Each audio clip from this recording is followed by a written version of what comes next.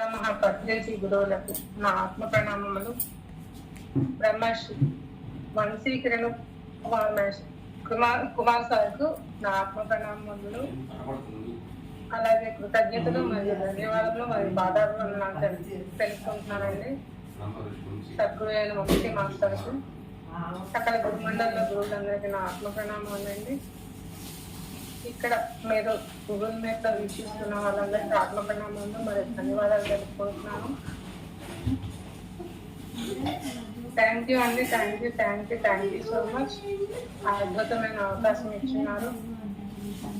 సమాధి స్థితికి చేరుకునే 8 సాయి సూక్తుల గురించి మనం తెలుసుకున్నాం ఫ్రెండ్స్. ఈరోజు అయితే సాదరత.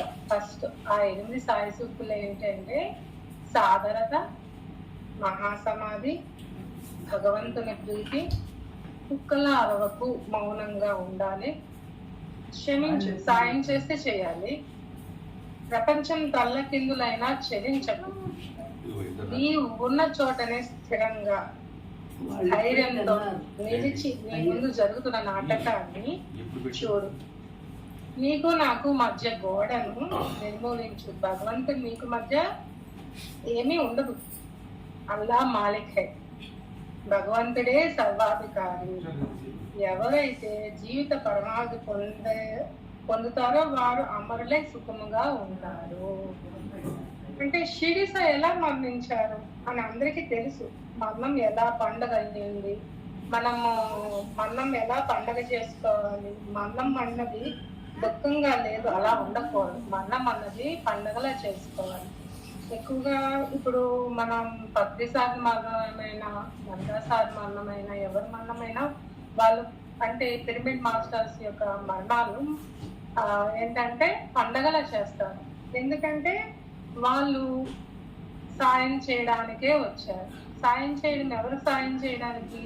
పరుల గురించి, వాళ్ళ ఉన్నత గురించి, వాళ్ళ యొక్క ఆత్మ కళ్యాణం గురించి వాళ్ళు సాయం చేయడానికి వచ్చారు. అంటే టిఎంసి కార్యకర్తలైన మాస్టర్స్ అయినా ఒక పండుగలా చేస్తారు. ఎందుకంటే మనం ప్రత్యక్ష సాక్షులు, మనం చూసాం కూడా వాళ్ళందరి యొక్క మరణం ఎలా జరిగింది, మరణం తర్వాత వాళ్ళని ఎట్లా సాగనంపారు, ఎలా పండగ చేశారు అన్నది. ఎంత ఉన్నతంగా జీవించి ఉన్నారు కాబట్టి, ఎంతో ఉన్నతంగా వాళ్ళు జీవించి ఉన్నారు. ఇప్పుడు వాళ్ళు ఎంతో ఉన్నతంగా జీవించి ఉన్నారు కాబట్టి పండగలా చేశారు. ఈరోజు మనం అఖండ ధ్యానము, అన్న ధ్యానము, డిస్ట్రిక్ట్ వైజ్ ధ్యానములైన శక్తి ఎంత ఉండవచ్చు. అయినా చైతన్యం ప్రతి ఒక్కరితో శ్వాసగా మారింది. అంటే జ్ఞాన యజ్ఞాలతో పాల్గొనే విధంగా చేసింది. సాయి సమాధి మందిరమైన, సత్యసాయి సమాధి మందిరమైన, ఈవెన్ పద్మసాయి మందిరమైన, మెహర్ బాబా మందిరమైన, సమాధి మందిరాలు ఎట్లా ఉంటాయి? ప్రత్యక్షమైన స్థానాలు ఉంటాయి అక్కడ. అంటే మన మదిలో మనకి అందరికీ తెలుసు అక్కడ ఆ ప్రత్యక్షమైన స్థానం ఏంటో మనకు అందరికీ తెలుసు. అంటే అక్కడ ఎంతో ప్రశాంతంగా ఉంటుంది, ధ్యానం చేయడానికి అనువుగా ఉంటుంది, మనకి ఎన్నో మెసేజెస్ వస్తాయి. అలాగే మనం ప్రశాంతంగా ఉండగలుగుతాం ఆ మందిరంలో అన్నమాట. కరోనా టైంలో ఎలా చనిపోయారు, ఏవి అనాథ సేవల్లో ఎవరికి, ఇప్పుడు చూడండి ఎగ్జాంపుల్ కరోనా టైంలో తీసుకున్నాం, ఎలా చనిపోతారు అనాథ సేవల్లో ఎవరికి ఎవరో అలా చనిపోయారు కదా. కొంతమంది అయితే కరోనా టైం మనం చూసాం కదా, కరోనా దేవత ఉన్న టైంలోని మనం చూసాం. అది మనం ఎందుకు కరోనా వచ్చిందంటే మనని ఒక అవేర్నెస్ తేడానికే కరోనా వచ్చిందనమాట. అంటే ప్రస్తుత పరిస్థితుల్లో ఎంతో సమాజంలో ధర్మంగా ఉండడానికి కానీ, సహాయం చేయడానికి ఏది ధర్మమైనా కానీ, ఏ విధంగా సహాయం చేయాలన్నది కానీ, మనకి మనం ఏ విధంగా సహాయం చేసుకోవాలన్న దానికి కానీ ఒక ప్రత్యక్షగా దేవత, అంటే దేవత అని అనుకోండి మీరు, అది రాబట్టే మనం ఇప్పుడు మంచిగా ఇట్లా ఉండాలి, ఇలా ఉండాలి, ఈ ధ్యానం చేస్తేనే మనం ఇలా ఎదగగలుగుతాము అన్నది తెలుసుకోగలిగాం ఆ టైంలో. అంటే ప్రకృతి మార్గాలు గురువుల కృపతోనే ఇస్తారనమాట. అంటే గురువులు ఇది సృష్టించారా, ఇది కాదు. అంటే మనం ఎంతవరకు మనము మన లైఫ్ ని ఆ టైంలో సృష్టించుకోగలుగుతున్నాము. అన్నదే వివరించబడింది అనమాట. సమాధి స్థితి అంటే మౌన స్థితి, అంటే సాక్షిభూతంగా నిర్వికల్ప నిశ్చలమైన స్థితి. ఆ స్థితిలో మనం దాన్ని చేస్తాం అన్నమాట. సమాధి స్థితి అంటే ఏమి ఆలోచనలు లేవు, నేను శరీరం కాదు, నేను మనస్సుని కాదు, నేను బుద్ధిని కాదు, నేను చిదానంద స్వరూపాన్ని, అంటే ఆత్మస్వరూపాన్ని. ఆత్మకి గాలి ఏమి తాకదు, ఏమి గాలిలో తడపబడదు, అదే నీటిలో తడపబడదు, గాలికి ఇది అవ్వదు, దేనికి చెల్లించదు ఆత్మని. మనస్సే ఇవన్నీ చేస్తూ ఉంటది. ఈ మనస్సు యొక్క మాయనే మనం తప్పించుకోవాలన్నమాట. ఆ మనస్సు యొక్క మాయను తప్పించుకోవాలంటే నిరంతరం ఎరుక ఎరుక ఎరుక, మాట మీద ఎరుక, చూపు మీద ఎరుక, ఆ సంపాదన మీద ఎరుక, ఎంత ఇస్తున్నామన్నది ఎరుక. ప్రతిదీ నువ్వు ప్రతి నిమిషం ప్రతి second checking checking checking checking తోనే మనకు అది సాధ్యపడిపోతుంది.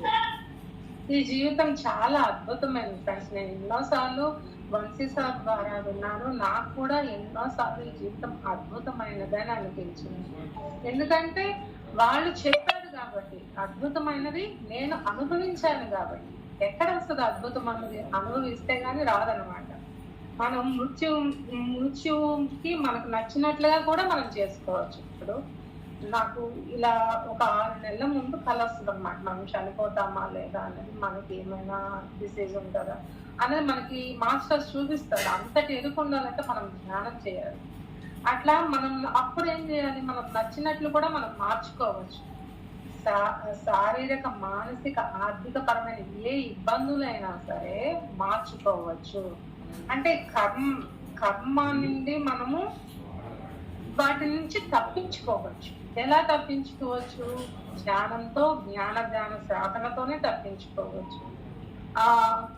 అంతటి ప్యూరిటీ మనలో ఉందా అంటే, మనం నాలోని ఉన్న ఆత్మ, నాలోని ఉన్న భగవంతుడు నీలోని ఉన్నాడు అని మీరు నమ్ముతున్నారా లేదా? అంటే నీలోనే ఉన్నది, నాలోనే ఉన్నది భగవంతుడే, ఇంకెవరు కాదు. భగవంతుడు ఆ దైవతనం అన్నది అందరిలోని సమానంగానే ఉంటుంది. ఆ సమానంగా ఉన్న భావన అనేది ఆ కుక్కలోనే ఉంది, ఆ పాములోనే, మనంలోని పురుగులోనే అదే ఉంది. కాబట్టి అది మనం నమ్మి మనం అంత ప్యూరిటీగా ఉండగలుగుతున్నామా లేదా? అప్పుడు మనం మన జీవితాన్ని నచ్చినట్టుగా మనం జీవించవచ్చు.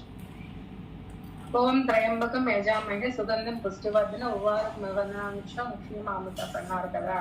అంటే మృత్యు విడుదల కావాలి, అప్పుడు అమరత్వం వైపు వెళ్తాము. అంటే బుద్ధుడి నుండి పత్రిసార్ లాంటి వాళ్ళు, పరమ పురుషులందరూ మహాసమాధి చెంది అంటే దోసపాలు నుండి దోస పండు విలువైనంత సులువుగా మనం సహస్రాల నుండి మనము ఆ ఇది వదిలిపెట్టాలి. అంటే మన యొక్క మృత్యువు వదిలిపెట్టాలి. అంటే షిరిడి సాయి నమ్మకం ఇప్పుడు అని చెప్పి చనిపోయారు అన్నమాట. ఇప్పుడు చెప్పి శరీరం విడిచిపెట్టారు. కొంతమంది శరీరం విడిచిపెట్టిన ఎనీ టైం చనిపోతానని కూడా చెప్పిన వాళ్ళు ఉన్నారు. ఎవరు కాలజ్ఞానం రాసిన వాళ్ళు, బ్రహ్మశ్రీ ఎవరు బ్రహ్మం గారు, వీర బ్రహ్మం గారు కానీ, షిరిడి సాయి గానీ 3 రోజులు చచ్చిపోతాను, నేను మళ్ళీ లెగుస్తానని కూడా చెప్పున్నారు. అట్లా మళ్ళా వస్తానని కూడా చెప్పున్నారు కదా. అంటే డ్రెస్ మార్చుకున్నట్లే ఈ రోజు మనం ఏంటి, ఇప్పుడు డ్రెస్ మార్చుకున్నట్లే షిరిడి సాయి లక్ష్యం ఏంటి? అదే మహాసమాధి. మనం కూడా ధ్యానంలో సమాధి స్థితిని పొందాలి. ఆయన జీవితం నుండి మనం నేర్చుకోవాల్సింది చెప్పాలి, వినాలి, ఆచరించాలి. మెయిన్ ఆచరణ మీదే ఉంటుంది. తృప్తికరమైన జీవితం అనుభవించాడు, జీవితకాలం జీవింపజేశాడు. ఇంకా చాలు, ధ్యాన సాధన చాలు, నేను అనుభవించాలి, తృప్తిగా అనుభవించాను, నాకు ఇంకా వద్దు, నేను వెళ్ళిపోతాను అని మనం అప్పుడు చెప్పుకోవాలి. ఆ కోరిక ఉండడం తప్పు కాదు. మన గురువుల ద్వారా షిరిడి సాయి చెప్పిన అద్భుత మార్గాలు ఇప్పుడు మనం తెలుసుకుందాం ఫ్రెండ్స్. ఎవరు హృదయం దైవత్వం చేరుకుంటుందో వారందరికీ సంభవిస్తుంది అదే సమాధి స్థితి. ఎగ్జాంపుల్ బాబా గారు ఏం చెప్పారు? ఆయన అడిగారు, బాబా మాలాగా దైవంలాగా మారాలంటే ఏం చేయాలి అంటే, కొంతమంది కాపాడారు, కొంతమంది కాపాడలేదు. అంటే ఒకరిది దునిలో నుండి చేయి పెట్టి ఆ పాపను కాపాడారు కదా, ఇంకో పాపను కాపాడలేదు. కొంతమందికి ప్రకృతి కాపాడుతుంది, ప్రకృతి సహాయం చేస్తుంది. కొంతమందికి వ్యత్యాసం అంటే ఎవరైతే దైవ హృదయం ఉంటుందో, అంటే మనస వాచ కర్మైన త్రికరణ శుద్ధిగా బాబాని నమ్మారు. ఆ నమ్మినప్పుడు ఆయన కాపాడబడ్డారు. అంటే ఎవరైతే ఇప్పుడు లోపల మాటల నోటి నుంచి వచ్చిన వాక్కులు కాపాడబడలేదు. అంటే ఆయనతో నమ్మకం ఉండాలి, విపరీతమైన నమ్మకము. ఇప్పుడు తల్లి ఒడిలోని ఆ బాబా ఒడిలోని మనం కూర్చున్నాము, ఆయన ద్వారా జ్ఞానం వింటున్నాము అన్నప్పుడు మనకు అంత నమ్మకం ఉంటుంది కదా. అటువంటి నమ్మకం ఉండాలి, అటువంటి సబూరి ఉండాలి మనకి. అయితే అటువంటి వారినే రక్షిస్తారు బాబా అని నేను అనుకొని చేయలేదు, నా చేత చేయబడుతుంది. నీవు ఏ శక్తిని సృష్టించావో ఆ శక్తి నిన్ను అన్ని పనులు చేసేలా చేస్తుంది అని రమణ మహర్షి చెప్పారు. అందరూ ఒకే స్థితిలో ఉండరండి ఫ్రెండ్స్. ఇక్కడ 21 మంది ఉన్నాము. 21 మంది ఒకే స్థితిలో ఉంటామా చెప్పండి? ఒక్కొక్కది ఒక్కొక్క స్థితి. పోనీ మన చుట్టుపక్కల మన మన రిలేటివ్స్ కానీ మన ఫ్యామిలీ మెంబర్స్ 5 మెంబర్స్ 4 మెంబర్స్ వాళ్ళందరూ ఒకే స్థితిలో ఉండరండి. అంటే ఎవరి ధోరణి వాళ్ళది, ఎవరి ఆత్మస్థితి వాళ్ళది. అందరూ ఉన్నా ఒకే చైతన్యంతో ఉన్నాము, అది కానీ ఆత్మస్థితుల్లో తేడా ఉంటుంది అన్నమాట. దీనికి దైవోదయం కలిగి ఉండాలి. అయితే బాబా ఏమి చేయాలి, ఆ భక్తులు చెప్పిన సూత్రాలు ఇప్పుడు మనం తెలుసుకుందాము. ఫస్ట్ సూత్రం, ఏదైనా సంబంధం లేనిదే ఇంకొకరు వద్దకు పోరు. ఎవరైనా ఏ జంతువైనా నీ వద్దకు వస్తే నిర్దాక్షిణ్యంగా తరిమి వేయకు, సాధారణంగా దాన్ని చూడు. ఇప్పుడు జన్మేజయుడు ఒక యాగం చేశారండి. యాగం చేస్తున్నప్పుడు పిల్లి వస్తుంది. యజ్ఞం ఎంత అద్భుతంగా ఆటంకం లేకుండా జరిగింది. ఆ యజ్ఞం తర్వాత అక్కడ ఉన్న బూడిదల పిల్లి దొర్లుతూ ఉంటుంది. ఎంతగా చూస్తాడు జన్మేజయుడు. కానీ జంతు భాష వచ్చు కదా, వాళ్ళకైతే జంతు భాష వచ్చు కదా, ఏమి చేస్తున్నామని ఆ పిల్లిని అడుగుతాడు. అప్పుడు దానికి సమానంగా ఆ పిల్లి ఏం చెప్తుందంటే,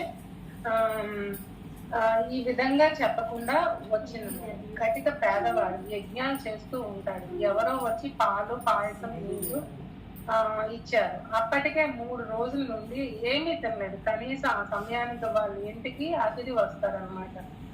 వస్తే ఆ పళ్ళు పాయసం ఇచ్చేస్తారు. తర్వాత ఇంకొకళ్ళు వస్తారనమాట, ఆకలి అంటే పాలు ఇచ్చేస్తారు. 3వ వాడు వస్తారు, అన్నం ఇచ్చేస్తారు.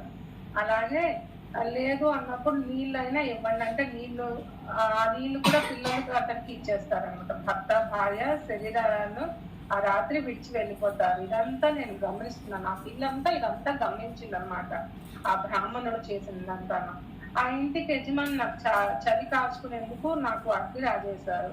తెల్లవారేసరికి బూడిద అయింది. ఆ బూడిదలో నేను సగం దొరలేను. నాకు ఒక పక్క బంగారంలో రంగులో ఉంది. మిగతా పిల్లలు నన్ను చూసి నన్ను యాక్సెప్ట్ చేయలేదు. అంటే ఎన్నో యజ్ఞాల్లో దొరలేను. మిగతా శరీరం ఎంతో అక్కడ సగం శరీరమే బంగారంగా ఉంది. ఏంటి సగం శరీరం అని అందరికి హేళన చేస్తారు కదా. హేళన చేసినప్పుడు అందుకని నీ యజ్ఞం దగ్గరికి వచ్చాను. అందుకే ఇక్కడ ఈ యజ్ఞంలో దొరికితే నా మిగతా బాడీ కూడా బంగారంగా మారుతుందని వచ్చాను అని చెప్తుంది. కానీ అక్కడ కూడా ఆ పిల్లికి అది జరగదు. ఎందుకంటే ఆయన ఎంతో ఖర్చు ప్రజల వద్ద నుంచి సేకరించిన డబ్బుతో యజ్ఞం చేశారు. మిగతా శరీరం బంగారంగా మారలేదన్నమాట. అట్లాగే అంటే అక్కడ ఆయన ఏంటది, ఆయన పశ్చాత్తాప హృదయంతో ఆయన బ్రాహ్మణుడు ఏంటంటే ఎలా అయినా ఈ పిల్లికి కూడా మంచి ఇది రావాలని చేశాడనమాట. అట్లాగే శరీర పరంగా, మనస్సు పరంగా, భావపరంగా, ఆత్మపరంగా ఉన్నది ఆ పిల్లి వల్లే మొత్తం బంగారం రంగులో మార్పులు తెచ్చుకోవాలి. ఆ పిల్లి మీరే ఎన్ని ధ్యాన యజ్ఞాలలో వెళ్ళినా మనం పూర్తి బంగారం రంగుగా మారలేము. అంటే ఆ పిల్లి నుండి మనం లెసన్ నేర్చుకోవాలి. ఏమని? ధ్యానం అంటే సాధరత.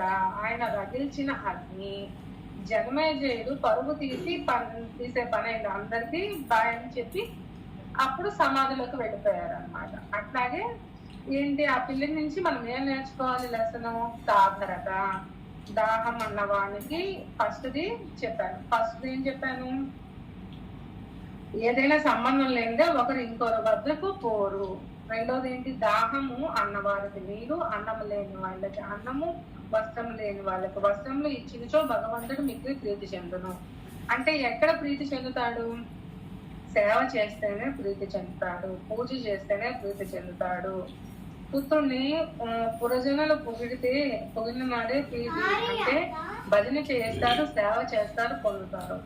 ఎవరికి సేవ చేయాలని చెప్పారు అంటే, ఇప్పుడు మనం ఎందుకు సేవ చేయాలి? ఇప్పుడు నేను గతంలో ఈ బాధ పడున్నాను,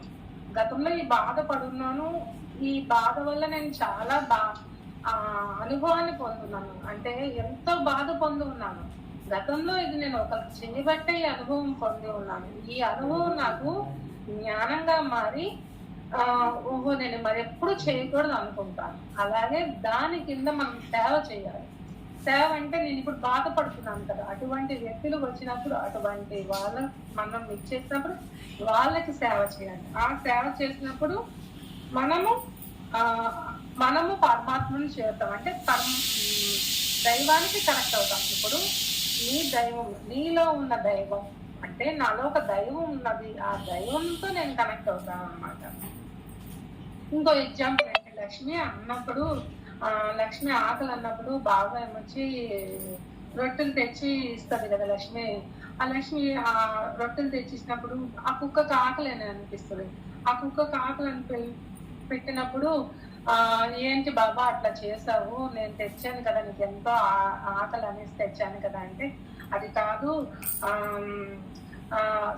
సర్వ ప్రాణుల యొక్క సమానత్వ భావము ఉందా లేదా, ప్రీతి చెందామా లేదా అంటే సర్వ ప్రాణుల యొక్క ఆకలి మనకి తెలిసినప్పుడు బాబా ఆకలి తీర్చామన్నమాట. అంటే సర్వ ప్రాణుల ఆకలి బాబా ఆకలి తీరుతారు అనమాట. అందుకని మనం ముందు చూడాలన్నమాట ఎవరికి మన వంతు సహాయం. అంటే మనం రోజు ఇప్పుడు ఎండలు కదండి, మనమే ఉండలేకపోతున్నాము, చాలా ఎండలు ఎక్కువైపోయాయి.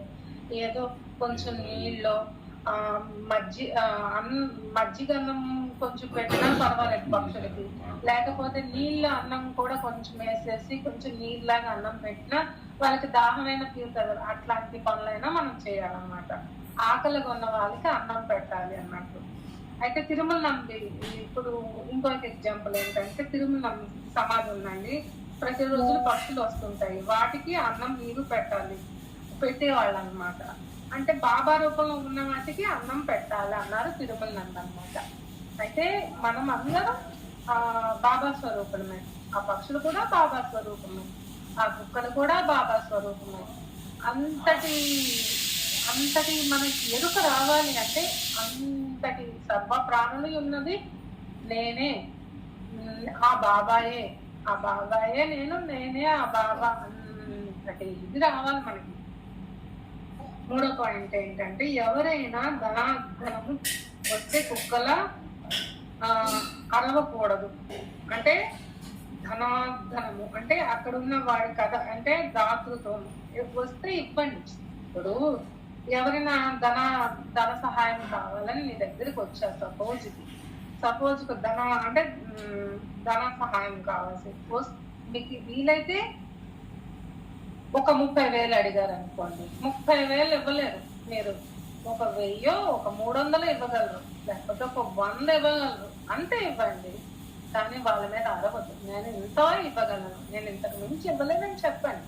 అంతే తప్పించి కనక మాలిన ధర్మం మొదలు చెడ్డ బేరం అన్నది ఉన్న సామెతే ఉంది కదా, మీరు ముందు చూసుకొని వాళ్ళు అడిగితే వాళ్ళకి ఇవ్వండి. కానీ దుర్భిషలు ఆడకూడదు, అంటే వాళ్ళని హట్ చేయకూడదు అన్నమాట. హట్ చేయకుండా వాళ్ళని పంపించాలి, లేకపోతే ఇవ్వకపోతే మౌనంగా ఉండడం నేర్చుకోవాలి. ఆ టైంలో ఎవరైనా సహాయం అడిగినప్పుడు అది చేయాలన్నమాట. మనం సమాధి అవ్వాలంటే ఇతరులు నిందించినా నువ్వు కఠినంగా సమాధిని ఇవ్వకుండా అటువంటి వారిని క్షమించు. అంటే ఇతరులు నిందించిన నువ్వు కఠినంగా సమాధానం ఇవ్వకుండా క్షమించాలి. అంటే ఇప్పుడు మన రిలేషన్స్ లోనే ఉన్నారు, ఎవరైనా మిమ్మల్ని హట్ చేస్తున్నారు, నిందిస్తున్నారు, కఠినంగా నీ మీద మాట్లాడుతున్నారు, అయినా నీకు నిశ్చయంగా ఉండాలి. నీ సంతోషం కలగదు, ఆ టైంలో బాధ అనిపిస్తుంది. జీవితంలో ప్రతి ఒక్కరికి ఆ టైంలో కోపం, ద్వేషం, అసూయ అన్నీ వస్తాయి. అయినా సరే వాటిని మనం కంట్రోల్ చేసుకుంటూ కసి, వేదన వాళ్ళకు అది మనం కంట్రోల్ చేసుకుంటూ ఈయన నాకు నేర్పించడానికే వచ్చాడు, ఈయన నా కర్మాలు తొలగించడానికే వచ్చాడు అని మనము ఆ భావంలో ఉండాలి. ఎవరైనా నిందించినప్పుడు, కఠినంగా మాట్లాడినప్పుడు మనం ముందు జన్మలో మనం మాటల చేత గాని చేతల చేత గాని వాళ్ళని బాధించి ఉండవచ్చు. అది మనకు తెలియాలి కదా, ఆ బాధ అనేది తెలియాలనేసి వాళ్ళు ఇప్పుడు మనకి ఏదో ఒక రూపంలో అంటే ఆత్మే వచ్చి మన ముందు కూర్చున్నది అనమాట. వేరే ఆత్మ వస్తుంది అంటే వేరే ఆత్మ అంటే వేరే మనుషులు వస్తారు.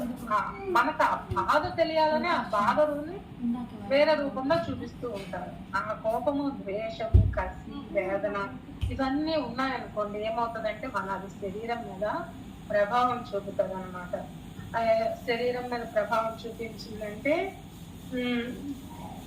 ఏదో హైపర్ టెన్షన్, బీపీయో, షుగరో ఇవన్నీ వస్తాయి. ఈ కసి, కోపము, ద్వేషము ఇవన్నీ ఉండడం వల్లే మనకు అవన్నీ వస్తాయి.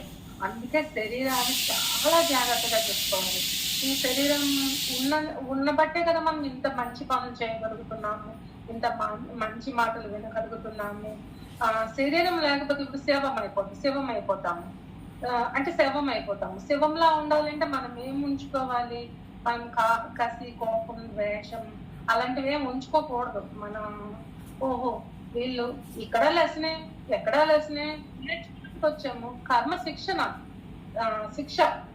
కాదు, మనకి శిక్షణ కిందకు వచ్చాము. ఆ శిక్షణ, ఆ లెర్నింగ్ లెసన్ మనం నిరంతరం నేర్చుకుంటూనే ఉండాలి. వాళ్ళని ఎప్పుడూ దూషించకూడదు. అటువంటి వ్యక్తులని ఇంకా థ్యాంక్స్ చెప్పాలి. మీ వల్ల మీరు ఇంత కఠినంగా నన్ను ప్రవర్తిస్తున్నాను, నన్ను కఠినంగా దూషిస్తున్నారు, నిందిస్తున్నారంటే వాళ్ళకి థ్యాంక్స్ చెప్పాలి. ఎందుకంటే మనలో ఎందుకంటే పెంచారు.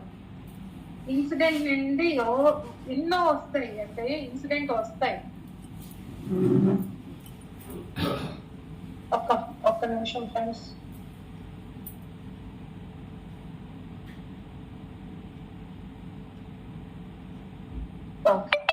ఇన్సిడెంట్ నిండే వస్తాయి. అది ఎవరో ఒక వ్యక్తి వల్ల వచ్చి ఉంటాయి. వాళ్ళని క్షమించాలి.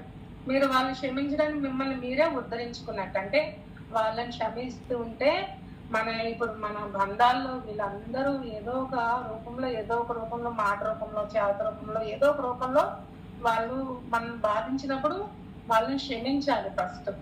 అప్పుడు నన్ను నేను ఉద్ధరించుకున్నట్టు, వేరే వాళ్ళని కాదు. మనం ఏది ఇస్తామో అది వస్తుంది. గతంలో మనం ఇది చేసి ఉంటాము. ఎవరైనా బంధాల వల్ల బాధకు గురైనప్పుడు 3 సార్లు ఉపేక్షించాలి, 4వసారి యుద్ధం చేయాలి, 5వసారి క్షమించండి. క్షమ లేకపోతే మరలా జనంలో తెచ్చుకుంటాం అన్నమాట. భార్య భర్తలు ముఖ్యంగా ఈ కోవకు చెందిన వాళ్ళే. ఇప్పుడు అత్త కోడళ్ళు కూడా ఈ కోవకు చెందిన వాళ్ళే.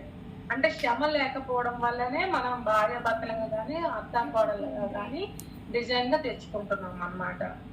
అంటే ఇది మనము అనుకుంటాము, మనం ధ్యానం చేసేస్తున్నాము, ఈ టైంలో ధ్యానం చేసేస్తున్నాం కదా, మనకి క్షమ వచ్చేస్తుంది, మనం వింటున్నాం కదా, రోజు కర్మవిభాగంలో చెప్పుకుంటున్నాం కదా, క్షమించడం వచ్చేస్తుంది అనుకుంటాం. కానీ అది అంత ఈజీ కాదు. క్షమించడము అన్నది అంత ఈజీ కాదు.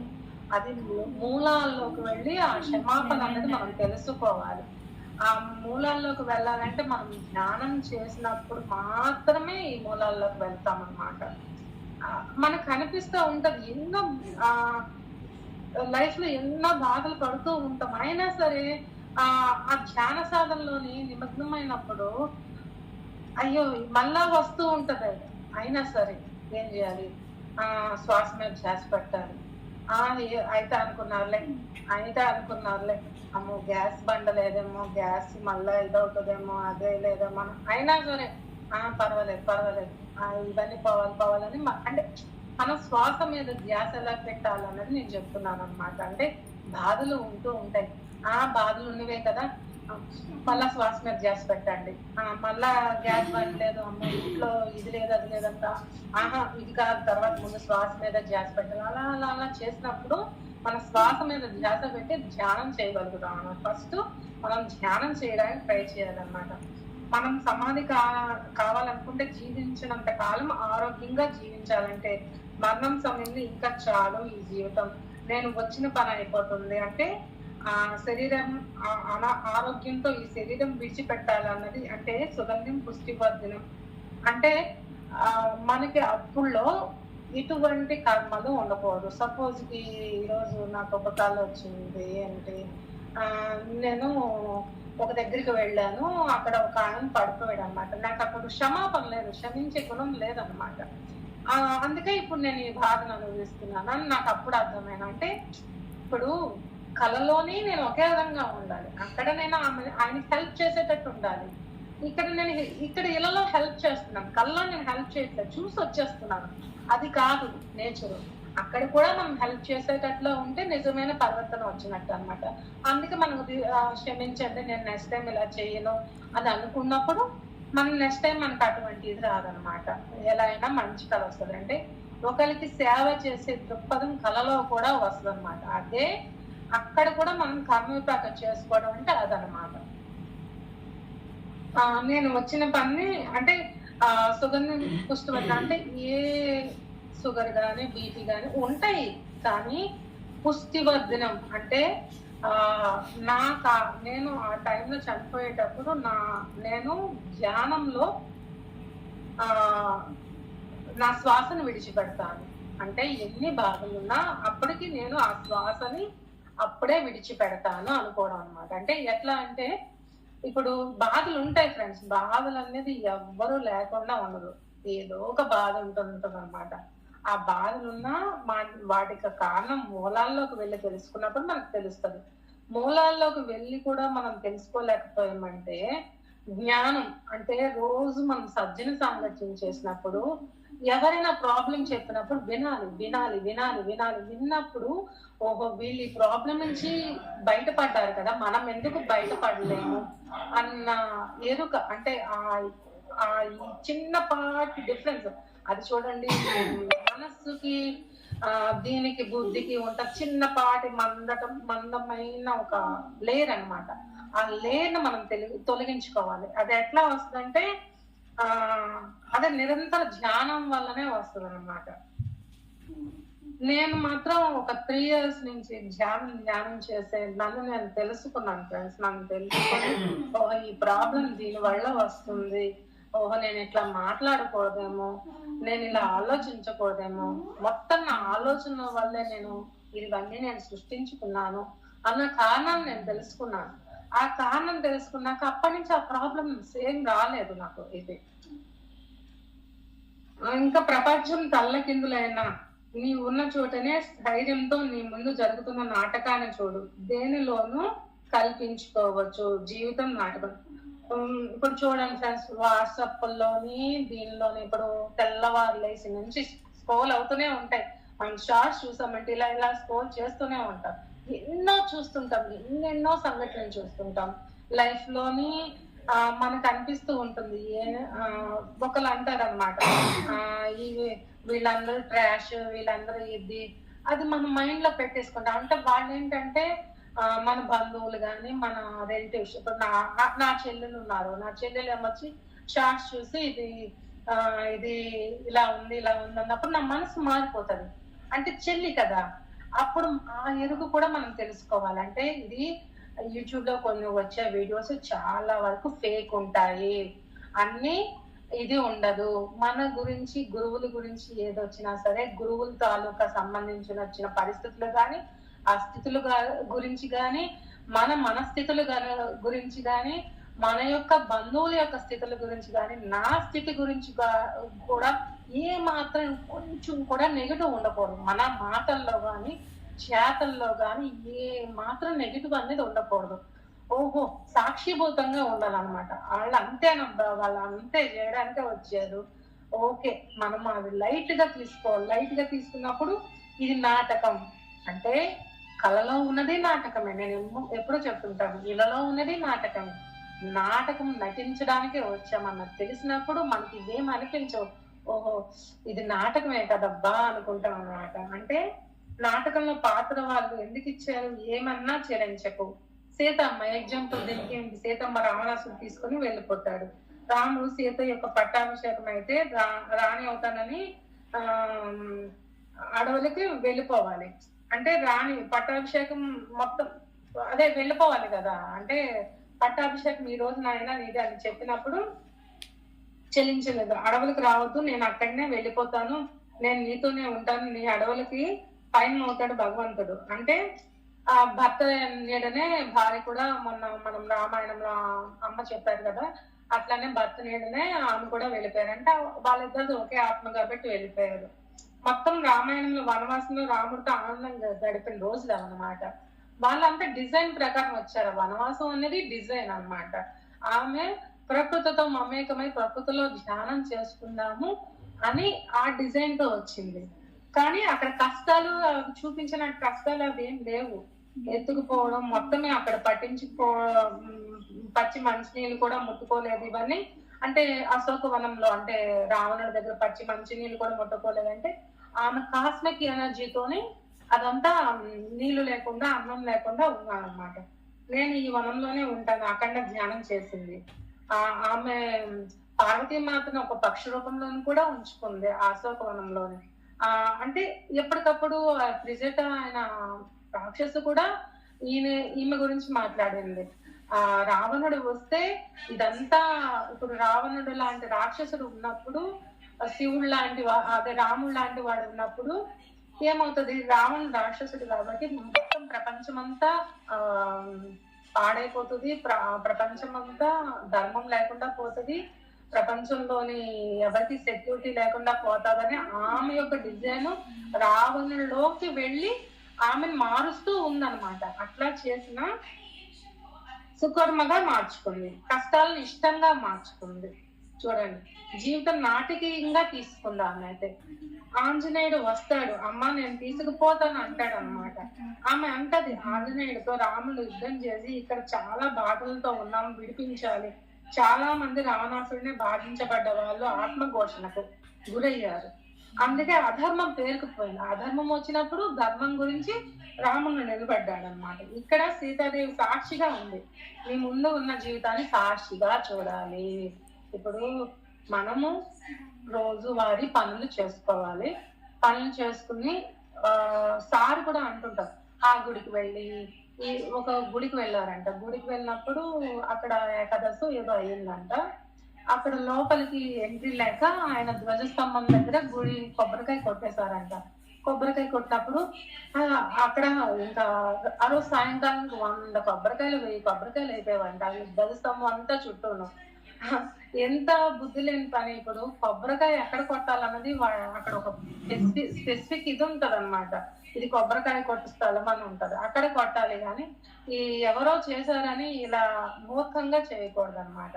ఇటువంటి ఇప్పుడు కొబ్బరికాయ అక్కడే కొట్టగలదు. మన ఇంట్లో దేవుడి ముందు కొబ్బరికాయ కొట్టుకున్నా ఆ రోజు ఏకాదశి రోజు మనకు మంచిదే. అలా అని ఉన్న శరీరాన్ని ఇప్పుడు పూజ కన్నా ఒక మెట్టు ధ్యానం. పూజలు చేయొద్దని సార్ ఎప్పుడు ఎవరికి చెప్పలేదు. పూజలు చేయండి, వీలైతే చేయండి, ప్రశాంతంగా మీ శ్వాసను గమనించి ప్రశాంతంగా చేయండి. పరిగెట్టద్దు, దేనితోని పరిగెట్టద్దు, ఎవరితోని పరిగెట్టద్దు, ఈవెన్ బంధాలతో పరిగెట్టద్దు, మనస్సుతో పరిగెట్టద్దు. వెళ్తే గుడికి వెళ్ళండి, లేని సందర్భంలో ఇంట్లోనే చేసుకోండి.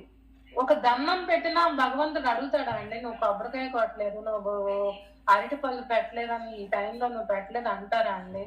మనకు ఆ టైంలో అగరత్తులు వెలిగించి మనస్ఫూర్తిగా దండం పెట్టుకున్నా చాలు. ఎక్కడికి పరిగెట్టక్కర్లేదు, ఎవరు చెప్పింది కూడా నమ్మొద్దు.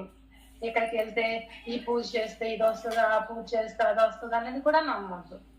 మనం ఒక మెట్టు దాటాము, ధ్యానంలోకి వచ్చాము. ధ్యానం చేయండి, ధ్యానం చేయండి, ధ్యానం చేయండి. చేసి మీ యొక్క మీది దైవంతో కనెక్టివిటీ పెట్టుకోండి. అంటే మీలో ఉన్న భగవంతునితో, మీలో ఉన్న అంతరంలో ఉన్న భగవంతునితో కనెక్టివ్ పెట్టుకొని అయ్యా నాకు ఈ బాధ ఉందయ్యా, నువ్వే తీర్చాలి అని ఆయనతో మనస్ఫూర్తిగా చెప్పుకోండి. అది మనం రిలేటివ్స్ తో చెప్పొద్దు, మనం ఫ్రెండ్స్ తో చెప్పొద్దు, నమ్మకంగా ఉన్న వాళ్ళతోనే చెప్పొద్దు, నమ్మకంగా లేని వాళ్ళతోనే చెప్పొద్దు. ఎందుకంటే రానున్న రోజులు చాలా క్రిటికల్ గా ఉంటాయి. నువ్వు ఏ బాధ వచ్చినా ఆ దైవంతోనే కనెక్ట్ అవ్వాలి. అదే సార్ చెప్తున్నా. అంటే నీకు ఏ బాధ వచ్చినా భరించు, సహించు. సహించినా సరే మనము సాక్షిగా ఉండాలి. నా చెల్లె ఇందాకే చెప్పాను కదా, నా చెల్లెలది ఒక వరుస, నాదొక వరుస. ఆమెదొక ఆత్మస్థితి, నాదొక ఆత్మస్థితి. వాళ్ళు ఏదో చెప్తారు, ఓకే అనడం, మళ్ళీ నువ్వు ధ్యానం చేసుకోవడమే, సజ్జన సాంగత్యం చేయడం. వీలైతే ఒక మాట మాట్లాడు, లేకపోతే మౌనంగా ఉండడం నేర్చుకోవాలి. వీలైనంత మౌనం ఎన్నో సుగుణాలకు మంచిది. ఎన్నో ప్రాబ్లమ్స్ కి మౌనం వల్లనే సొల్యూషన్ దొరుకుతుంది.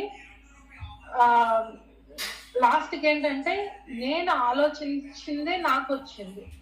నా వాస్తవానికి నేనే సృష్టికర్తను. ఎప్పుడో చేశాను కాబట్టి వచ్చింది. చిన్నలు అవ్వండి, పెద్దలు అవ్వండి, ఏదవనియండి, మనం ఎంతవరకు చేయగలుగుతాం అంతవరకు చేయండి. పోస్ట్ పోన్ చేయండి. శరీరాన్ని కూడా కష్టపెట్టవద్దు. శరీరానికి ఎంత ఇవ్వాలో అంత ఇవ్వాలి. శరీరాన్ని ఎంత బాగా చూసుకోవాలి. కొంచెం వాకింగ్, కొంచెం అవేర్నెస్ అంటే ఏమంటారు, కొంచెం ఎక్సర్సైజ్ అలాంటివి చేయాలి. ధ్యానంతో పాటు అది ఒకటే చేయొద్దు. ధ్యానంతో పాటు ఎక్సర్సైజ్ కూడా చేయాలి, ప్రాణాయామాలు చేయాలి. ఇప్పుడు కేదార్నాథ్ వెళ్ళి, బద్రీనాథ్ వెళ్ళి, వీలైతే వెళ్ళండి, లేకపోతే ఇంట్లో నుంచి చూడండి. ఎన్ని ఇది వస్తుంది, ఒక అరగంట పెట్టుకొని మనం టీవీని సెల్ నుంచి టీవీ కనెక్ట్ చేసుకుంటే పెద్ద బొమ్మే వస్తుంది. ఆ బొమ్మతోనే చూడొచ్చు. మీకు డబ్బులుండి, వీలుండి, శరీరం సహకరించి చూడగలిగితేనే వెళ్ళండి. ఇక్కడి నుంచే కేదార్నాథ్ కూడా చూడొచ్చు. వెళ్ళాలని పరిగెట్టకండి, మనసుని ఆపండి. మనస్సుని ఆపండి. వెళ్దాంలే, చూద్దాంలే అన్నట్టు ఉండండి. ఏదైనా పోస్ట్ పోన్ చేయండి. వాళ్ళు వెళ్ళారని నేను వెళ్తే బాగుందని మనకు థాట్ వస్తుంది కదా, మనము మనుషులం కదా, అవి కూడా మనం తప్పించుకోవాలన్నది ఇక్కడ చెప్తున్నాను అన్నమాట. మనం కోపం వస్తుంది కదా, పిల్లల్ని తిడతాము, కొడతాము, అట్లా కాకుండా వాళ్ళకి మనం ఏమి ఇవ్వాలి? ప్రేమ ఒక్కటే ఇవ్వాలండి ఫ్రెండ్స్. పిల్లలకి మాత్రం ప్రేమ ఒక్కటే ఇవ్వాలి. ఆనందకరమైన వాతావరణంలో పెంచాలి. కోపం వస్తే మనము ఆ సమాజ స్థితిని ఏ విధంగా చేరుకోగలుగుతాం చెప్పండి? చేరుకోలేం. చిన్న పిల్లలు కొట్టినటువంటి సాక్షిగా చూడాలి. కనుక ఫ్రెండ్స్, ఇతరుల జీవితాలతో వేలు పెట్టకండి, తొంగి చూడకండి. ఇతరులు ఏం చేస్తున్నారో అస్సలు తొంగి చూడకండి. మీ లైఫ్ మీకు ముఖ్యము. నీకు నాకు 6వ పాయింట్ అండి, నీకు నాకు మధ్య ఉన్న గోడ నించు, అప్పుడే నీకు నాకు కలిగే దారి ఏర్పడుతుంది.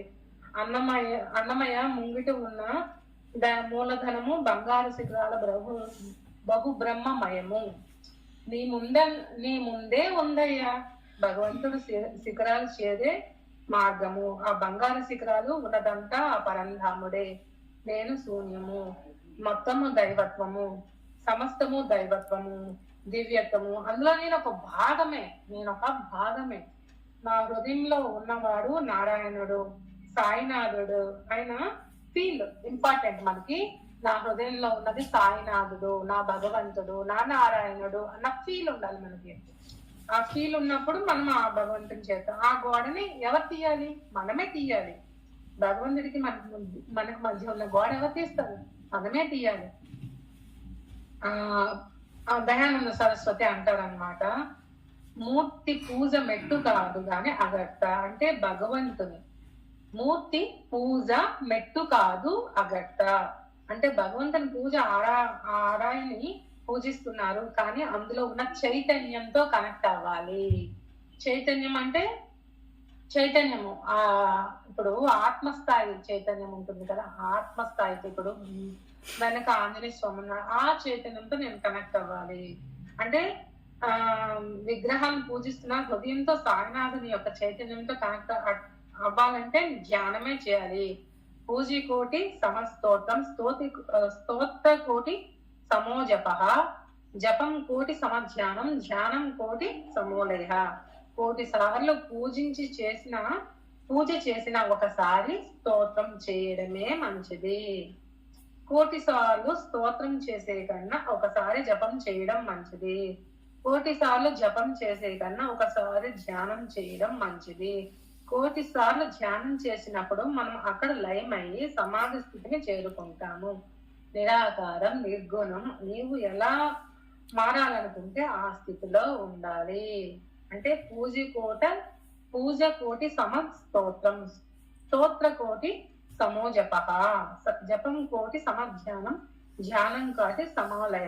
అన్నిటికన్నా ఆ శూన్య స్థితిలో, నిర్గుణ స్థితిలో, నిరాకార స్థితిలో ఉన్న ఆ చైతన్య స్థితిలో ఉన్న పరమాత్మనే చేరాలి. పాలలాగా ఉంటే పాలలాగా మారిపోవాలి, పెరుగులా ఉంటే పెరుగులాగా అయిపోవాలి, వెన్నలా అనుకుంటే వెన్నలా అయిపోవాలి, ఎలా కావాలనుకుంటే మనమే మారిపోవాలగా. ట్రైన్ ఎక్కామండి, మనం చేరే ప్లేస్ వరకు జర్నీ చేయాలి కదా. ఇప్పుడు నేను హైదరాబాద్ డెస్టినేషన్ అనుకున్నాను, మనం మధ్యలోనే దిగిపోతే డెస్టినేషన్ మిస్ అయిపోతాను కదా. ఇప్పుడు నేను ధ్యానం చేయడానికే వచ్చాను, ఈ జీవితం సజ్జన సాంగత్యము ప్రబోధం చెప్పడానికి, ప్రబోధాలు వినడానికే వచ్చాను. అలా అదే మనం ఆ టార్గెటే పెట్టుకోవాలి. మధ్యలో వచ్చేది ఇదంతా నాటకం అని తెలుసు కదా మనకి.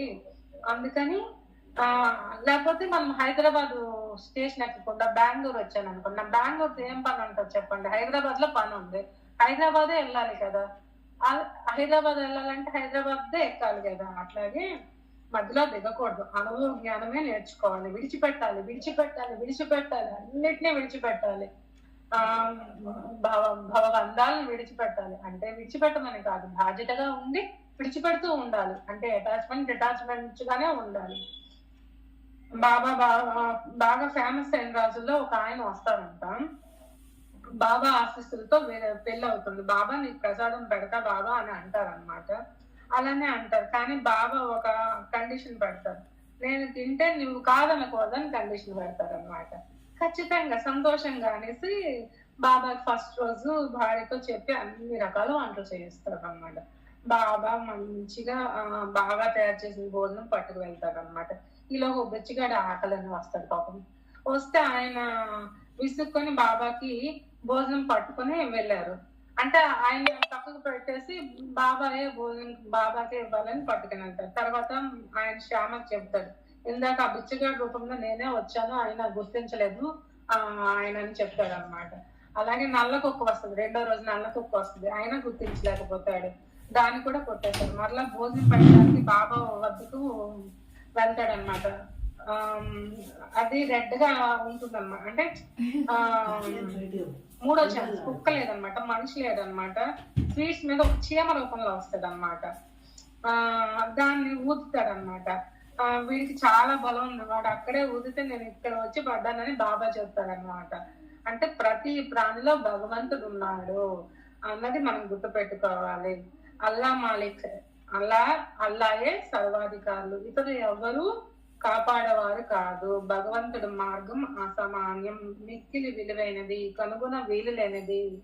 వారి ధర్మ మార్గంలో మనము నడుద్దాము. వారు మన కోరికలు నెరవేర్చి దారి చూపలేదు. బంధాలను ఎవరిని కాపాడలేము, ఎవరిని వాడే కాపాడగలుగవాలి. ఆంజనేయుడు హృదయం ఓపెన్ చేస్తే ఎవరున్నారు? శ్రీరాములు ఉన్నారు.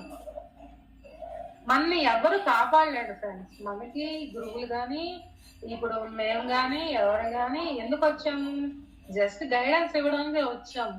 ఎవరి బాధను వాళ్ళే తీసుకోవాలి, ఎవరి ఆకలి వాళ్ళే తీర్చుకోవాలి, ఎవరి దాహం వాళ్ళే తీర్చుకోవాలన్నట్టు ఎవరి కర్మకు వాళ్ళే బాధ్యులు, ఎవరి కర్మకి ఎవరము బాధ్యులు కాదు అన్నది ఒకటి గుర్తుపెట్టుకోవాలి. ఇది మైండ్ లో కాదు, ఒక టేబుల్ మనం చిన్నప్పుడు ఎన్నిసార్లు రాసి ఉంటాం, అన్నిసార్లు రాసినా పర్వాలేదు, ఎవరి కర్మకి ఎవరము బాధ్యులం కాదు అన్నది. పిల్లల్ని ఆహ్లాదకరం వాతావరణంలోనే పెంచాలి ఫ్రెండ్స్. ఎందుకంటే వాళ్ళకి చెప్పాలి, వదిలేయాలి అంతే. వాళ్ళకి ఇప్పుడు మనం వాళ్ళకి టైం స్పెండ్ చేసి బాబు పక్కన కూర్చొని అన్ని చెప్తే వాళ్ళు వింటారు. మనం పక్క సెల్ పట్టుకొని, వాళ్ళు ఒక పక్క సెల్ పట్టుకొని, వాళ్ళు ఒక పక్క ఇది చేస్తూ ఉంటే వాళ్ళు మనం చూసి నేర్చుకున్నారు. అమ్మ ఏదో ఒక రోజు బుక్ చదివిందంటే, ఓహో పిల్లలు మా అమ్మ అప్పుడు బుక్ చదివింది కాబట్టి నేను ఈ టైంలో బుక్ చదవాలని బుక్ చదువుతారు. వాళ్ళకి ఏదైనా కష్టం సుఖం వచ్చినప్పుడు మా అమ్మ ఈ టైంలో ఇది చేసింది, మా నాన్న ఈ టైంలో ఇది చేశారు అని మనల్ని గుర్తు పెట్టుకున్నప్పుడు ఆ టైంలో అది చేయడానికి ట్రై చేస్తారు. వాళ్ళు మనల్ని అనుసరిస్తారు. వాళ్ళు అనుసరించకుండా ఏ పిల్లలు ఉండరు ఫ్రెండ్స్. ఎందుకంటే ప్రతి ఒక్కరు పిల్లలు మనకంటే స్మార్ట్నెస్, ఎందుకంటే జడ్లే వాళ్ళందరూ. అందుకని మనం ఇప్పుడు మనము పనులు చేసుకొని కాసేపు ధ్యానం చేసి కాసేపు బుక్ చదివినప్పుడు నన్ను అబ్జర్వ్ చేస్తారు. వాళ్ళు కూడా అబ్జర్వ్ చేసినప్పుడు మా అమ్మ ఇలా చేస్తుంది, సెల్ పట్టుకోవట్లేదు, నేను కూడా సెల్ పట్టుకోనని వాళ్ళు ఏదో ఒక రోజు రియలైజ్ అవ్వాలి. అట్లాగే మన నుంచే వాళ్ళు నేర్చుకోవాలి. సెల్ పట్టుకోవద్దంటే ఇప్పుడు గూగుల్ మీట్ లో ఉన్నాము, ఈ గంట మనకి ఒక స్కూల్ లాంటిది అన్నట్టు. ఆ స్కూల్లో మరి పాఠాలు లేకపోతే మనం మిస్ అయిపోతాం కదా, అట్లా మనం ఈ సెల్ అవసరం కాబట్టి ఈ గంట సేపు ఓకే, తర్వాత దాన్ని పక్కన పడేయాలి. ఏది అవసరం ఒక వింటూ ఏదో పని చేసుకోవడం అట్లా చేసుకుంటూ ఉండాలి. ఒక స్తోత్రం వినడము, లేకపోతే ఒక క్లాస్ వినడము, అట్లా ఏదో ఒకటి నేర్చుకోవడంతోనే సరిపెట్టుకోవాలి. మన 3 నిమిషాల ముందు వరకు నా వాస్తవానికి నేనే సృష్టికర్తను, ఇది మాత్రం మరవద్దు ఫ్రెండ్స్. నా వాస్తవానికి నేనే సృష్టికర్తను గట్టిగా బల్ల బుద్ధి మరీ మనసులో అనుకోండి. చాలా వృద్ధులు దుఃఖంలో ఉంటారు. నేను నా పిల్లల్ని అంత చేస్తాను, నా కొడుకు నేను సరిగ్గా చూసుకోవట్లేదు. ఇప్పుడు సీనియర్ సిటిజన్సే ఉన్నారు, నా బాధల్లో ఉండిపోతారు. కాపాడేది నా కొడుకు కాదు అంటే, నా కొడుకు కాపాడతాడు, నా కూతురు కాపాడుతుంది అని అనుకుంటారు. కానీ అదంతా ధర్మ పరివర్తన. అంటే కాపాడలేరు, ఎందుకంటే వాళ్ళకి పూర్వజన్మ సుకృతం ఉంటేనే వాళ్ళు కాపాడతారు, లేకపోతే కాపాడలేరు. భగవంతుడే సర్వాధికారి, సర్వాధికారము ఆయనదే, ఆయన రూపమే నువ్వు పెట్టుకోవాలి. భగవంతుడే యజమాని. నువ్వు ఏది బిలీవ్ చేస్తే అదే మనకు వస్తుంది అనమాట. ఇప్పుడు కంచెల గోపన్న రామదాస్ ఎలా అయ్యారు? రామదాసుని జైల్లో పెట్టారు, ఒక మాట కూడా అనలేదు. తానీషా మహారాజు నన్ను సేవ్ చేయి, వాళ్ళ బంధువులు సలహా ఇచ్చారనమాట. అయినా సరే వినలేదు. సారీ, తానీషా మహారాజుకు చెబితే విడిచిపెట్టలేదు, ఎందుకంటే ఆయన చెప్పినా వినలేదు. నీ ప్రభువు నాకు లెక్క చెప్పినప్పుడే తానీషా మహారాజు మీరు కాదు, నా ప్రభువు శ్రీరాముడు, ఆయనకే నేను లెక్క చెబుతాను. సీతమ్మ చేయిస్తే చింతాకు పథకము రామచంద్ర, దానికే పట్టే నూరే వరహాలు, చిక్కు ప్రకారం సొంపు చేయిస్తే రామచంద్ర వరహాలు అని శ్రీరాముడు వారు చెప్తారు కదా. ఎంత నమ్మకము రాముడు మీద అంటే రామదాస్, అటువంటి నమ్మకము సాబూరి మనకు ఉండాలి. ఆయన శ్రీరామునికి యజమానిగా భావించాడు. అల్లా మాలిక్ ఒక్కడే, శ్రీరాముడే రక్షించాలి, శిక్షించాలన్నా శ్రీరాముడే రక్షించాలన్నా శిక్షించాలన్నా గాని తానీషా మహారాజు చెప్తారు. అలాగే మళ్ళా రామదాసుని కొట్టిస్తాడు తానీషా మహారాజు. అయితే రాముణ్ణే నమ్ముకున్నాడు తానీషా మహారాజు. ఆ వీరందరి నిమిత్త మాటలో మీరు అనుజ్ఞ ఉంటే అంతా మారిపోతుంది. సీతాదేవి అడుగుతుంది, ఏమీ గోపాలని రక్షించలేదని, గతంలో ఆయన పంజరంలో చిలుకని బంధించాడు, ఆయనకి ఇప్పుడు ఈ కర్మను అనుభవించేది, ఒక స్వేచ్ఛను హరించాడు కదా, ఇప్పుడు స్వేచ్ఛను ఇవ్వాలంటే కొంత టైం పడుతుంది అనేసి చెప్తారనమాట. సీతామాతకి రామచంద్రుడు వారు. అట్లా భగవంతుడు కూడా హెల్ప్లెస్, ఎందుకు తన కర్మ చుట్టి ఉంటుంది. రామదాసు కదా అర్థం చేసుకుంటే మొత్తం అర్థమైపోతుంది భగవంతుడు ఎందుకు సహాయం చేస్తాడు అన్నది. ఎందుకు సహాయం చేయడు? కొన్ని రోజుల తర్వాత చూసుకుంటాను సీతకి చెప్పి బంగారు మోరీలు తానీషా మహారాజుకు రామలక్ష్మణులు ఇస్తారనమాట. చూసా కర్మ రిలీజ్ అయిపోయారు. అలాగే మనకున్న కర్మ భగవంతుడు కూడా హెల్ప్లెస్ అయిపోతాడు ఒక్కొక్కసారి. ఎందుకంటే అంతవరకు మన లోపల పశ్చాత్తాపం ఫీల్ అవ్వట్లేదు. నేను ఇది చేశానని ఫీల్ అవ్వాలి, నేను చేశాను అన్న ఫీల్ రావాలంటారు. ఆ హింస కలగకుండా చేయాలి, అప్పుడే కాపాడతాడు భగవంతుడు. అదే రామదాసు బిడ్డ గంజిగుండలో పడిపోతాడు. ఒకసారి గంజిగుండలో పడిపోయినప్పుడు పంచముఖ ఆంజనేయ స్వామి వచ్చి పంపించి బిడ్డను కాపాడిస్తాడు. ఇక్కడ ఎలా కర్మ తొలగిపోయింది చెప్పండి ఫ్రెండ్స్? అక్కడ కర్మ తొలగించలేకపోయారు, ఇక్కడ ఎందుకు కర్మ తొలగిపోయింది? సీతాదేవి అడుగుతున్నప్పుడు జైల్లో ఉండి ఇప్పుడు ఎందుకు కాపాడావు, అప్పుడు జైల్లో కాపాడలేదు, ఇప్పుడు ఎందుకు కాపాడావు అని అడుగుతుంది అనమాట సీతమ్మ తల్లి రామచంద్రుల వారిని. అయితే రామదాసు కీర్తనలు విను, పలికే బంగారం ఆయన నా కోదండపాని, నన్ను బ్రోవం అని చెప్పవే. అప్పుడు అబ్బబ్బా అంటే రామచంద్ర పశ్చాత్తాపం పడ్డాడన్నమాట. ఆ పశ్చాత్తాప ధోరణి వచ్చింది. అప్పుడు ఆ కీర్తనలు రాసినప్పుడే పశ్చాత్తాప ధోరణి వచ్చింది ఆయనకి. నా పలుకులు బంగారం, పలికే బంగారం అయిన కోదండపాని అనేసి నన్ను బ్రోవం అని చెప్పు అని, నన్ను బ్రోవం అని చెప్పమన్నా అంత పశ్చాత్తాపడ్డాడు అనమాట. అంట మనం పశ్చాత్తాపడుకోవాలి. ఈ కీర్తనలో ఏ తీరుగు నన్ను దయ చూసేదావు వినవంతోత్తమ రామ అని ఉంది కదా. భవసా ఏ తీరుగా నన్ను దయ చూసేదవో వినవంతోత్తమ రామ నా కరమ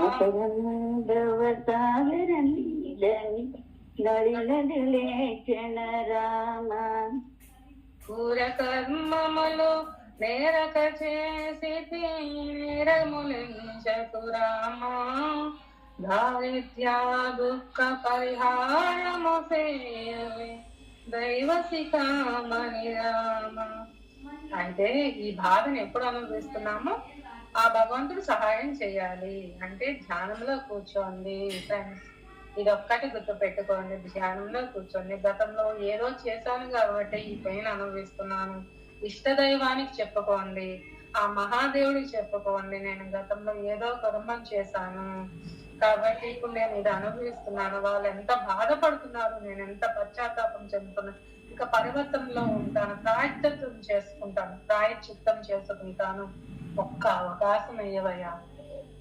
ఏ కొడుకు, ఏ భర్త, ఏ కూతురు, ఏ అత్త, ఎవ్వరూ అవసరం లేదు. వాళ్ళని బాధ్యతతో చూసుకోండి. కాపాడేవాడు భగవంతుడే. వాళ్ళ మధ్య ఉన్న ఒంటరి, ఎవరి మధ్య ఉన్న ఒంటరి అనేది గుర్తు పెట్టుకోండి ఫ్రెండ్స్. అందరి మధ్యలో ఉన్న అందరూ ఒంటరి వాళ్ళం అనేది గుర్తు పెట్టుకోండి. భగవంతుడు మనల్ని ఎందుకు కాపాడట్లేదంటే కర్మలు ఉన్నాయి. కర్మలు తొలగించుట ఏ సమస్య అయినా పశ్చాత్తాపం, పరివర్తన, ప్రాయశ్చిత్తం చేసుకోండి. లేకపోతే ఏ సమస్య వచ్చినా పశ్చాత్తాపం చెందండి. సమస్య తెలుసుకోవాలంటే పడుకునే ముందు ధ్యానం చేయండి. మధ్యరాత్రం మెలకు రావాలని కోరుకోండి. లేచి 10 నిమిషాలు ధ్యానం చేయండి. బాబా, నేను ఈ బాధను అనుభవిస్తున్నానంటే ఏదో నేను చేసి ఉంటాను, అది చూపించండి, నాకు పశ్చాత్తాపం చెందుతున్నాను. భగవంతుడు ఒక 3 సార్లు అడిగి పడుకోండి. మళ్ళా మధ్యరాత్రిలో 36 మళ్ళా అడిగి 10 నిమిషాలు ధ్యానం చేసి మళ్ళా పడుకోండి. జరిగింది ఇది అని చెప్పుకోండి. నాకు ఈ బాధతో అనుభవిస్తున్నాను, నాకు ఈ బాధకు కారణం చూపించవయ్యా అని చెప్పుకోండి. లాస్ట్ పాయింట్ అండి, ఎవరైతే జీవితం పరమావధిని పొందుతారో వారు అమరులై సుఖంగా ఉంటారు. తక్కిన వారు పేరుకే ఊపిరినంత వరకు బతుకుతారు. ఎగ్జాంపుల్ మీకు తెలియాలంటే డామినస్ అనే ఒక యోగి ఉన్నారండి. అలెగ్జాండర్ టైంలో అలెగ్జాండర్ యుద్ధానికి వెళ్తూ ఒక చెట్టు దగ్గర ఆగిపోతాడు. చెట్టు దగ్గర ఆయన మహా ఆనందంగా పాటలు పాడుకుంటూ ఉంటాడు. దిగంబర యోగిగా కనబడతాడు. అప్పుడు అలెగ్జాండర్ అలెగ్జాండరు ఆయన్ని సైనికులు చెప్తాడనమాట. సైనికులు ఆయన దగ్గరికి వెళ్ళి మహారాజు గారిని మిమ్మల్ని రమ్మన్నారని చెప్తాడు. ఆయన రాడనమాట. సైనికులు ఈ విషయం చెప్తారన్నమాట. సైనికులు నేను రమ్మను కానీ రాలేదు అనేసి ఆయన అలెగ్జాండర్ డామినస్ దగ్గరికి వెళ్తారనమాట. వెళ్ళినప్పుడు నన్ను రమ్మంటావా అంటే, అయితే నన్ను చంపుతా అన్నప్పుడు ఆ చావు నీవు చూస్తావు, నేను చూస్తాను. అంతే కదా. మా అన్నం మీద అద్భుతమైన అవగాహన ఉంది ఆయనకు అన్నమాట.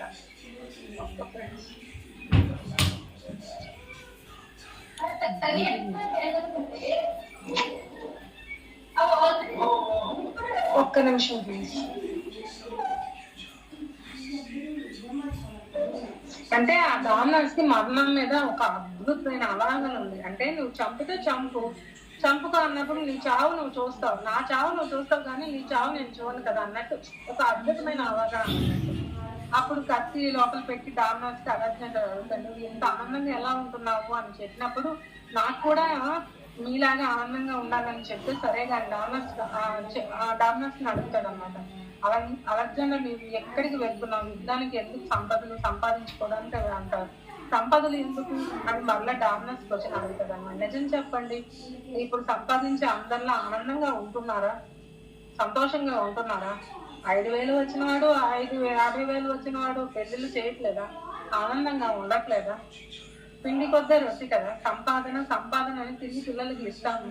ఎంత సంపాదించి పిల్లలకి ఇస్తూనే ఉంటాం. అది సంపాదనే జీవితం. వాళ్ళకి ఎంత అవసరం, మనకి ఎంత అవసరం అంతే ఉంచుకోవాలి. నిజమైన ఆనందం ఎక్కడ ఉంది? భౌతికంగా మనం ఏం పని చేసి ఆనందం పొందుతున్నాము? ఆధ్యాత్మికంగా ఏ పని చేయాలి మనం? బ్రహ్మానందం పొందడానికి ఏం చేయాలి? యుద్ధాలు చేసి అందరిని చంపి సంపదలు సంపాదించి ఇచ్చిన ఆనందం ఏమీ లేకపోయినా నేను ఆనందంగా ఉన్నాను రామనాథ్ చెప్పలేదా మనకి? మరి నీకు అక్కడ తేడా తెలియట్లేదా అన్నది చెప్తున్నాడు. ఇంకా యుద్ధం చేసి మీ దగ్గరికి వస్తానని అంటారన్నమాట. ఇప్పుడు ఈ క్షణం కర్మజ్ఞానం చేస్తూ మనం అవన్నీ రిలీజ్ చేసుకుంటూ ఉండాలి. మరణం సమయంలో రిలీజ్ అయ్యామా లేదా అంటే మరణం వచ్చే సమయంలో ఎలా ఉన్నాము? ప్రకృతి కొంత సమయం ఇస్తుంది, ఆ టైంలో రిలీజ్ అవుతూ ఉండాలి. అమరులై సుఖంగా ఉండాలి. అమరుడు వారి చైతన్యం అందరి హృదయాల్లో ఉండడం మిగిలి ఉండడం అన్నమాట. అంటే అమరుడు అంటే ఏంటి? నా చైతన్యం అందరి చైతన్యంతో కలిసి ఉన్నదన్నది అమరత్వం అన్నమాట. కనుక మన జీవిత పరమార్థం పెట్టుకోవాలి. అది మీరే ధ్యానంలో తెలుసుకోవాలి. ఆధ్యాత్మిక జీవిత పరమార్థం పట్టుకోవాలంటే ప్రార్థించగానే ఎంత పరుగు పెట్టినా సరే ప్రతి ఒక్కరికి ఒక గమ్యం ఉంటుంది. అదే లైఫ్ పర్పస్. మనకేంటి లైఫ్ పర్పస్? గురువులు లైఫ్ పర్పస్ మన లైఫ్ పర్పస్ అన్నమాట. నా లక్ష్యం ఏమిటంటే దయచేసి చూపించండి అని అడగచ్చు. ఆల్రెడీ మనం ధ్యానంలో కొంత టైంలో మనకు పర్పస్ అనేది తెలిసిపోతుంది అనమాట. వెళ్ళలేము, తిరగలేము, క్లాసులు చెప్పలేము అనుకుంటాము. కానీ ఈ 1 గంట సమయాన్ని మనము చెప్పాలి, ధ్యానం చేయాలని చెప్తున్నాం కదా. ధ్యానం చేసి ఇటువంటి ఇది వస్తుందని చెప్తున్నాం కదా. అట్లాంటి మనము అలాగే షిరిడి సాయి అమరుడు అయ్యాడు కదా. అలాగే ఫ్రెండ్స్, మన ఆత్మ పరమావధి పరమసుఖంగా ఉంచుకోవడం. మళ్ళీ ఒకసారి పాయింట్స్ ఇచ్చి చేస్తాను. ఏదైనా సంబంధం లేదా ఒకరు ఇంకొకరు వద్దకు పోరు. సమాధి స్థితి చేరుకునే 8 సాయి సూక్తులు ఇది. ఏదైనా సంబంధం లేదే ఒకరు ఇంకొకరు వద్దకు పోరు. ఎవరైనా జంతువైనా నీ వద్దకు వస్తే నిర్దాక్షిణ్యంగా తరిమివేయకు, సాధారణంగా చూడు. దాహం అన్నవారికి నీరు, అన్నము లేని వాళ్ళకు అన్నము, వస్త్రము లేని వాళ్ళకి అది ఇచ్చిన భగవంతుడికి నిత్య ప్రీతి చెందును. ఎవరు అయినా ధనార్థం వస్తే కుక్కలు అడగవచ్చు. ఇతరులు నిందించినా నువ్వు కఠినంగా సమాధానం ఇవ్వకుండా అటువంటి వాడిని క్షమించు. నిత్యంగా నీకు సంతోషం కలుగును. ప్రపంచం తలకిందులైన చలించకు. నీ ఉన్న చోటనే స్థైర్యంతో నీ ముందు జరుగుతున్న నాటకాన్ని చూడు. దేనిలోనే కల్పించుకోవచ్చు. అల్లా మాలిక్, భగవంతుడే సర్వాధికారి. ఇతరులు ఎవ్వరూ కాపాడువారు కాదు. నీకు నువ్వు మధ్య గోడ నిర్మించు. నీకు నాకంటే భగవంతుడికి నాకు మధ్య గోడ నిర్మించు. అప్పుడే నీకు నాకు కలిసే దారి ఏర్పడుతుంది. ఎవరైతే జీవిత పరమావధి పొందుతారో వారు అమరులై సుఖంగా ఉంటారు. తగ్గిన వారు ఊపిరి ఉన్నంత వరకు బతికి ఉంటారు. అంటే భౌతికంలో ఉన్న వాళ్ళు నాకు ఇది కావాలి, నాకు డబ్బే ప్రాధాన్యము, నాకు ఇదే ప్రాధాన్యం అనుకున్న వాళ్ళు ఊపిరితో ఉన్నట్టు ఉంటారు. మనకి ఆధ్యాత్మిక పరమావధి కావాలంటే మాత్రం ధ్యానం చెప్పాలి. ధ్యానం యొక్క నిరంతరము ధ్యాన స్థితిలోనే ఉండాలి. సజ్జన సాంగత్యం చేయాలి. ప్రబోధాలు చెప్పాలి, ప్రబోధాలు వినాలి. నిరంతరం సెల్ఫ్ చెక్ చేసుకుంటూనే ఉండాలి. అంతర్గుణాల్లో అంతర్ముసులను తొలగించుకుంటూనే ఉండాలి. నీ అంతర్గుణంలో నీ యొక్క దానితో మిత్రత్వం పొందుకోవాలి. ప్రతి ఒక్క దాంతో నీ శరీరంతో, నీ ఆత్మతో, నీ మనస్సుతో, నీ బుద్ధితో, నీ యొక్క అంతర్గుణాలతో ప్రతి దానితో మిత్రత్వం సాధించినప్పుడు నీలో బుద్ధత్వం సిద్ధించి నువ్వు ఆ బుద్ధిని, నీలో ఉన్న బుద్ధినికి కనెక్ట్ అవుతావు అన్నది ఈ సాయి సూక్తులతో సమాధి స్థితిలో ఎలా చేరాలన్నదిపై ఇది నాకు అద్భుత అవకాశం ఇచ్చిన వైద్య మాస్టర్స్ కృతజ్ఞతలు. Thank you so much friends. Thank you.